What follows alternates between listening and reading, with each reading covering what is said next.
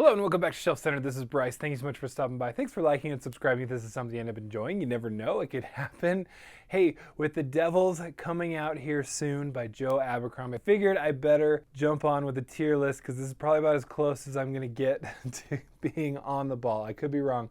I really want to read The Devils as soon as it comes out, so that'll be the plan. But anyway, the first three chapters are up. Definitely check those out. Let me know your thoughts in the comments below.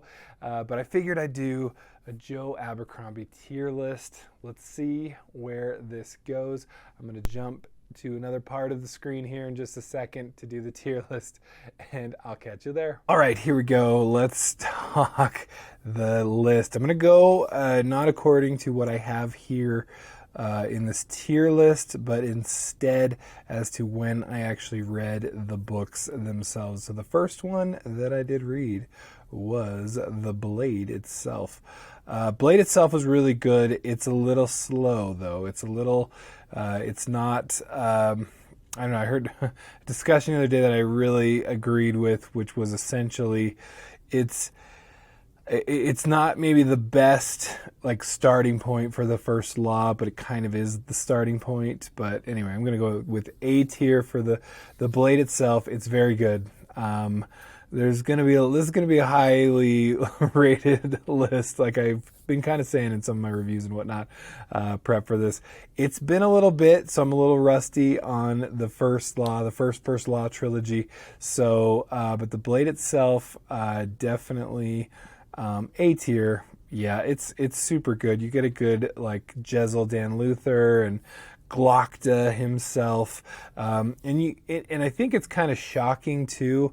And maybe this is partly why I just love this first trilogy so much, is because you're not used to yet the Abercrombie special, as I call it, which is to take a trope that you know and you love from reading fantasy and then to just spin it on its head and completely change it around and make you go, oh, wait a sec, I thought this was going to be the hero, and apparently it might not be. All right, Before They Are Hanged, that is, whew, this is hard because I'm like now going, I'm rethinking everything. Maybe this is wrong and this is all S tier.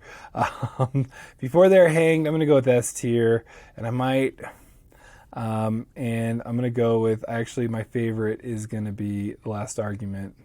My favorite's going to be Last Argument of Kings. I just absolutely loved it. I thought the ending was perfect, if a little frustrating. I will admit that, and so I'm not gonna, hold it against anyone. I know plenty of people don't love the ending of the trilogy, but I thought it was pretty true to character anyway. And I won't get into too many spoilers, hopefully, but that's my goal here. Before They're Hanged, the problem is I don't remember a whole ton. I do remember liking it more than the Blade itself, and that's all I got here. And I'm like, again, I'm debating changing the Blade itself to S tier, but I think it's fair enough to do A tier. I really loved it. All right, then the next I read was actually, turning all these things around, was Red Country. Red Country was awesome. I might actually like it the most of the standalones. But we'll see. I'm pretty sure it might, though. I actually absolutely loved it. I read it first. I happened to get the copy that you saw was a review copy that I got from the publisher, from Orbit, and at the time when I was blogging, and so I just read it at the time. I hadn't read Best Served Cold or The Heroes, and I absolutely loved it. I know I missed some things because, there's some references, so I need to probably do a whole series, just everything reread, because I love me some Abercrombie anyway. But The Heroes was great because I go into, like, it's kind of a Western, right? And I remember going into it being like, I'm not a Western fan. And then it's like, I read it and I was like, I guess I'm a Western fan. But then I look at it and I'm like, what's one of my favorite movies? Tombstone. I mean, I guess I'm kind of a Western fan.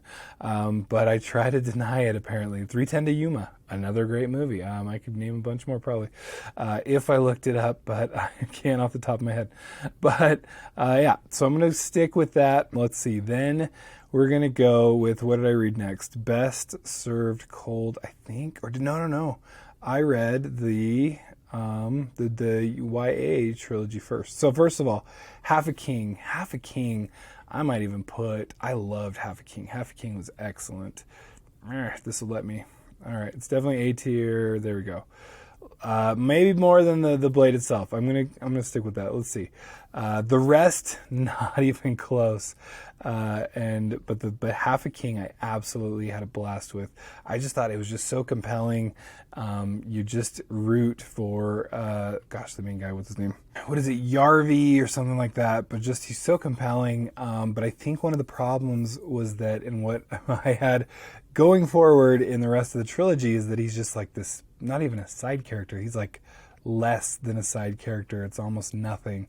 And so I struggled with that, first of all, but I really didn't love the next characters that it was like focused on, because it was just, it's like this trilogy, and it's in, the Shattered Sea, and it didn't,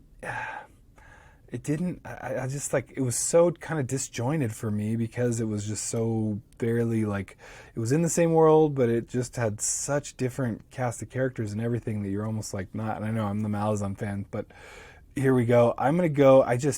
I almost didn't even finish these last two, but I do feel like I can at least finish. I'm going to go with C for Half the World, and then Half a War, I like, again, just because I was struggled so much, I barely finished that as well. So I'm going way down with those.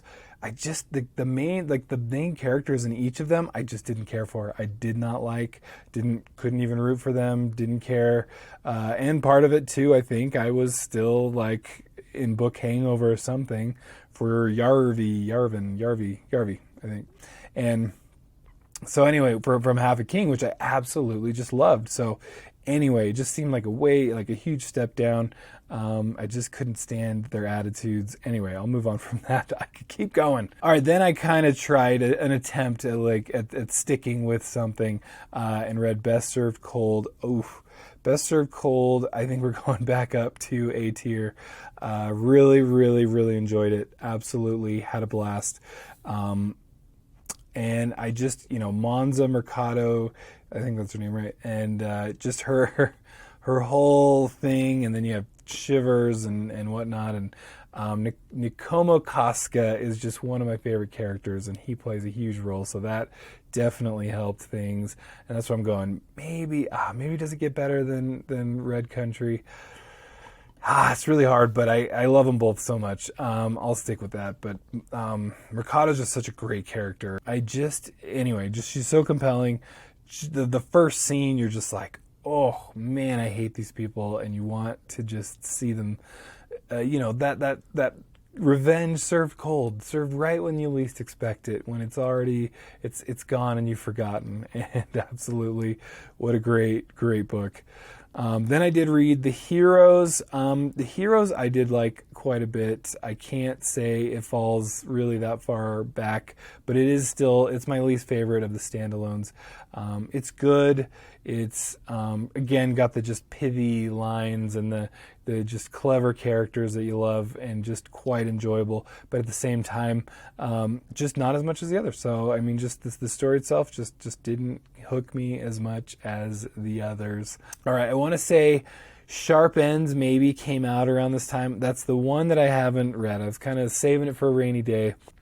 With The Devil's coming out, I think he's pretty, I don't know if he's doing the write the whole trilogy or write the whole series first before he starts publishing anymore. I need to follow up or something, but The Devil's I'm very excited for. At least I saw some of the advanced reading copies getting signed at the publisher's house. All right, but then I did read just recently Age of Madness. Age of Madness is pretty much jumping up onto S tier pretty easily. So Little Hatred, of course I read these in order. Little Hatred we're going, but I'm going to go bottom of S tier. I think I liked Age of Madness. This was a struggle because I absolutely loved it, but I think I liked it less than the First Law Trilogy, I guess, as a whole. Even though I know I'm putting the Blade itself on A tier, I still feel comfortable with that because of how much I loved books 2 and 3. All right, then the last two, let's see. The Trouble with Peace, I think, might have been my favorite in that trilogy. So we're going to go with, it's still right below my favorites in the First Law Trilogy, because I'm like, the Age of Madness is really the second First Law Trilogy, right?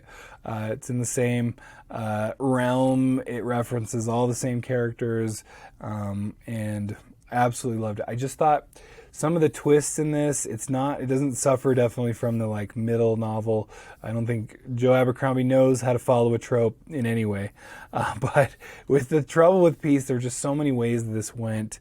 You just had, I mean, just so many machinations, so many like twists and turns as far as like the people kind of coming like up here and challenging the establishment, and it was, I mean, just really powerful. So I just absolutely had a blast with that. And then again, just getting to know these characters, especially after kind of the big reveal in A Little Hatred, where it was like, oh man, no way, that can't be happening.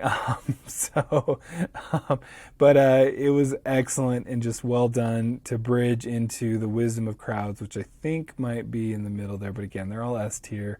I'm not lying about that. I do actually like the U.S. versions for once better than the U.K. versions. I just thought they were a little better, a little stronger there. But yeah, The Wisdom of Crowds just didn't like quite as much as The Trouble with Peace. I mean, maybe just I need a reread as part of the problem. I think that might be the problem with all of this. But The Wisdom of Crowds, like, it's one of those where Abercrombie just does so well, I think, with a character that you think is like, this should be the protagonist. This would be a protagonist in most kind of fantasy novels or trilogies or whatever. And then he like twisted it so much that I was just like, I don't know how I feel about this guy. But it was all like true to life. It's so realistic, like a little too realistic maybe, and that's my problem. Grimdark, I think, is why that it's like, because it's just like life. That's what Grimdark really is. Like, it's not this fantasy world. But The Wisdom of Crowds, just like, oh man, they're just the twists were just, I don't know. They at that point it was almost like maybe twist fatigue. I don't know. But they're like just the place that people ended up was like, it was not ready for that, was not prepared. But at the same time, you know, I think I had my biggest surprise with The Trouble with Peace, and the biggest kind of just like, whoa, yeah, and just like I don't know, nervousness for characters, whatnot. Wisdom of Crowds, man, there's just some scenes in it that are rough, and just, but also you're like, very French Revolution, I don't know, but you just see people doing this, and we've done this throughout our history, and just becoming just part of the bad guys, right? Becoming part of the bad, because you are just trying to survive yourself, and we just do it as humans, and it's a sad thing, but man, was it well captured there. So I don't know, I feel pretty good about that. There really like two that just didn't work that I literally almost DNF'd. Like, that's how close it was. And I almost think too, just thinking back, and I don't think I'll ever reread that the trilogy of the YA trilogy, the Shattered Sea. Looking back, I don't know. I think it might be just partly just a disappointment, going like, how do I not love a Joe Abercrombie book? Because look at how they're just so nicely paired off in S and A tiers, and I feel pretty good about that. So I'm an Abercrombie fan, no doubt about it, and I'm very excited for The Devils. So we'll see how that goes. All right, so how did we do? What do you think? How wrong was I? I know I gave the kind of YA series a little bit of gruff here. It's the one I struggled with, at all compared to anything else that I've read from Joe Abercrombie. So let me know your thoughts in the comments below. Thanks for checking this out. Thanks for liking and subscribing as usual, and we will catch you next time. Bye.